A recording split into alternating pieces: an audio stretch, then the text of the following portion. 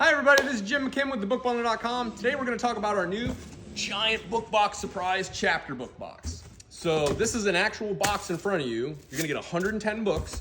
It's going to come in a 12 by 12 by 18. It's going to weigh almost 50 pounds. In this box, you're going to get 45 thin chapters. And a quick refresher, thin chapters are those first kind of chapter books that kids are learning to read. Get good examples of these: Magic Treehouse, Junie B. Jones, Goosebumps. These are going to have illustrations in them. They're going to have less words per page, Get 45 thin chapters. You're going to get 45 thick chapters. In the thick chapters, you can see the progression from the thin chapters. Less illustrations, a little bit more words, more paragraphs.